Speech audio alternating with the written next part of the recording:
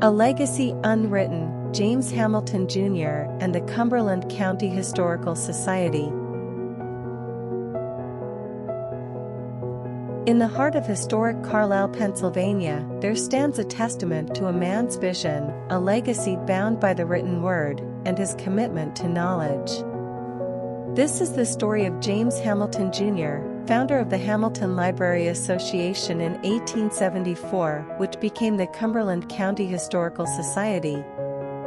As we enter our 150th anniversary, we honor our founders' contributions to the Carlisle community and society as a whole. Born in Carlisle in 1793, James Hamilton Jr. was a beacon of light during a transformative era in American history. His father, a respected judge, laid the foundation for James Jr.'s education, acquiring a vast library in their lavish three-story home. By age 14, James Jr. was expanding his horizons at the Lower Dublin Academy near Philadelphia. James's father entrusted his friends, Philadelphia merchants John Brown and John Leamy, with overseeing James's care and educational needs, and it was Judge Hamilton's correspondence with these men that provide historians with details about his son's education. After a 10-day stay in Philadelphia with Mr. Brown in January 1809, James returned to the academy.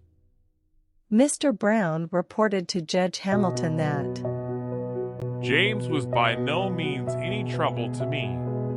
On the contrary, I am always pleased and happy to have him with me. He is good, mild, and unassuming, and possesses the esteem and goodwill of everyone, more particularly his master, who is very much attached to him, and gives a most favorable account of his behavior and improvement. Yet life was not all study.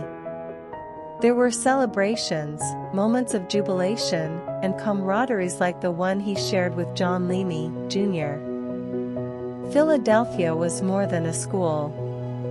It was a revelation, a place where James not only learned but lived. He made connections, understood the world, and prepared for his next academic challenge at Dickinson College. Education was paramount, but youthful exuberance occasionally took precedence, and it did not go down well with their fathers. Mr. Leamy wrote to Judge Hamilton, "My son informs me that the students had a frolic on the 4th of July, that they all dined together out of town, drank wine and punch, and marched through the town with music." Judge Hamilton responded to Mr. Leamy's concerns, and Mr. Leamy replied, "I observe what you say about the celebration of the 4th of July and its consequences, and feel much pleased that it is intended to be discontinued. At the same time, I must express my surprise at the practice without the sanction of the trustees, of the college, or its officers. Indeed, it should not be permitted to young gentlemen whose whole time, attention, and mind should be devoted to their study." James's horizon expanded beyond Carlisle. Letters from friends across the sea beckoned him to explore the broader world. James graduated from Dickinson College in 1812, and in 1816 he was admitted to the bar of Cumberland County. But law was not his passion. The death of his father in 1819 left James independently wealthy and enabled him to shift his focus from the courtroom to education and philanthropy. In 1824, General Lafayette, the nation's hero, made his farewell tour of America. James was one of the men from Carlisle appointed to go to Philadelphia and extend an invitation to Lafayette to visit Carlisle. It marked a significant chapter in James's life, showcasing his growing stature in society. Yet, amidst all the accolades, his true passion lay in education.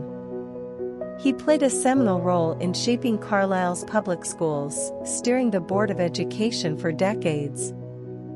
Philanthropy knew no bounds for James. The Smithsonian was one of the many beneficiaries of his generosity. Hamilton's bequest to the Smithsonian specified that the interest on his $1,000 gift was to be appropriated biennially by the secretaries either in money or a medal, for such contribution, paper, or lecture on any scientific or useful subject as said secretaries may approve. Religion was also very important in Hamilton's life. Raised a Presbyterian, he was a Sunday school superintendent and trustee of the Second Presbyterian Church of Carlisle. In his first will, dated November 20, 1871, Hamilton instructed his executors to pay $2,000 to any incorporated company in Carlisle for the establishment of a town library.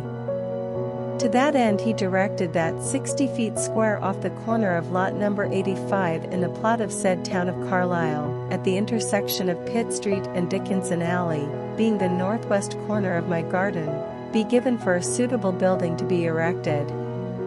Hamilton drew up a second will on January 13, 1873, giving the brick house that he owned, next to his residence on High Street, to the trustees, stipulating that $4,000 should be invested with the Orphans' Court and the interest be used for the establishment of a town library.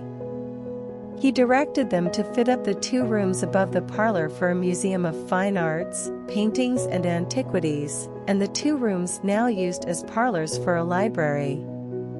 The trustees named in Hamilton's will drew up a constitution and bylaws, and a charter was granted to the Hamilton Library Association on April 21, 1874. The actual construction of the building was delayed for 7 years, with the first building of the Hamilton Library Association being built in 1881 at the cost of $1,789.85. By 1900, with the creation of the J. Herman Bosler Lending Library, the Hamilton Library could focus on the collection and preservation of local history, thus leading to it being called the Hamilton Library and Historical Association, and eventually the Cumberland County Historical Society. Hamilton died on January 23, 1873. He made bequests in his will to many friends and relatives, but the bulk of his fortune went to members of his father's side of the family. He is buried in the family plot in Carlisle's old graveyard. From the young scholar in Carlisle to the visionary behind the Cumberland County Historical Society, James Hamilton, Jr.'s legacy is etched in every letter, every book, and the very fabric of the society.